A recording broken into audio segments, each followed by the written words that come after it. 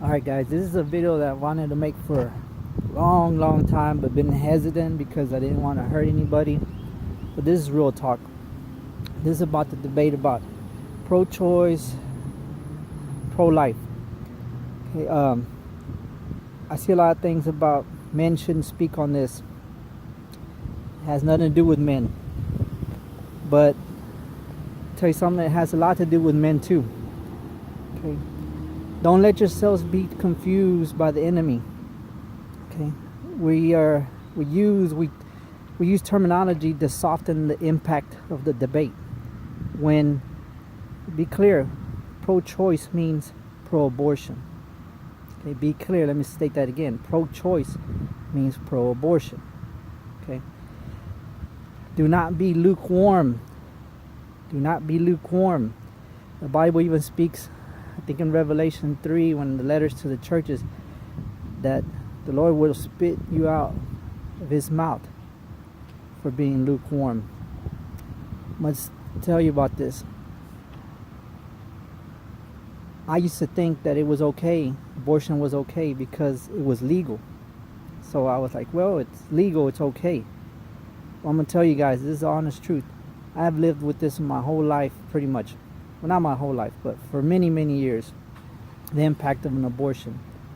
Okay, and I can only imagine if that has been in my life, in my heart, all my life, wondering how things could have been different, would have been, it would definitely have been different.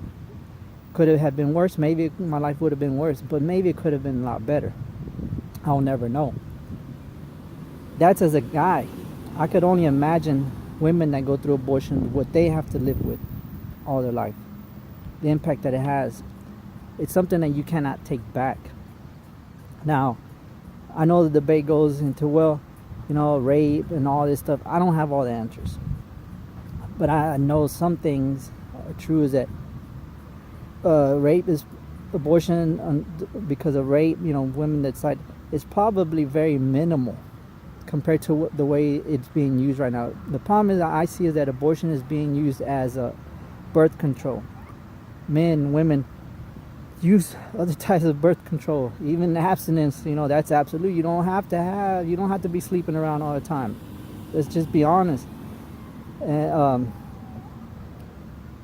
but like I said, this is something that you can't take back. And I see a lot right now of people speaking on this, that especially younger women that have never had an abortion. You know, they're so young that they could, I don't know their lives, but they speak of it so easily. Well, this is my choice. I should be able to choose if I want to have kids or not. Yeah, you could also choose to not be laying around, you know, sleeping around. Let's just be honest. Don't use it as a birth control.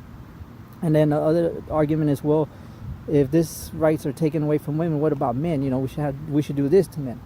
And I agree.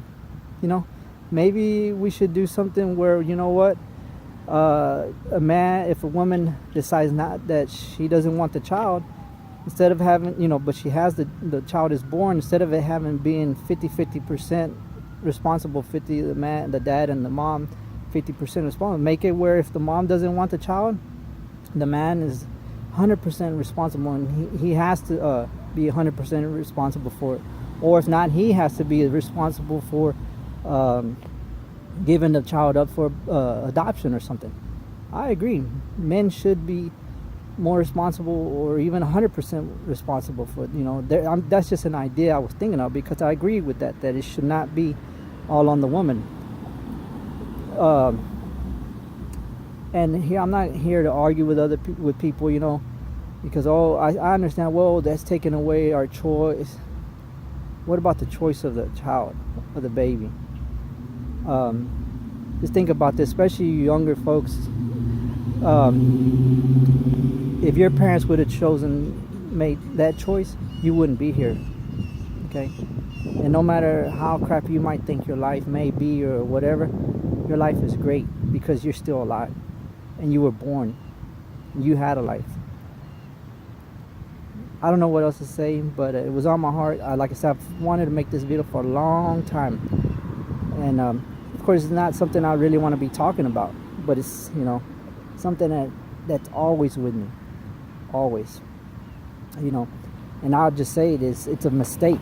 In my life, I think that was the big mistake in my life. I could say, well, ultimately, I'm not the one that did it, but I sure as hell didn't do everything to stop it. So, and you have to live with the rest of your life. So if you choose that, I don't know what's going to happen in the future. One thing also I wanted to say is, it's funny how all you women now are coming out of the woodworks and arguing this. But a few months ago, when they were trying to pass late trimester abortions, nobody was saying anything. Nobody says anything. But all of a sudden, the flip goes to the other way.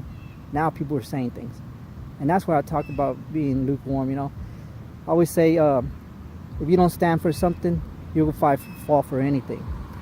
So, I'm not saying, hey, we can't be friends. People, I don't care. I'm friends with everybody. If you're pro-choice, pro-life, I'm cool. We could be friends, but we don't have to agree on everything. Like I've said it before, I have family members that are friends that are homosexual, family members that are homosexual. I love them to death. Do I agree with what they do? No, I don't agree. You don't have to agree with people to love them. Okay? Like I said, that's all I got to say. I hope you keep this in mind. It says not to argue or to make enemies.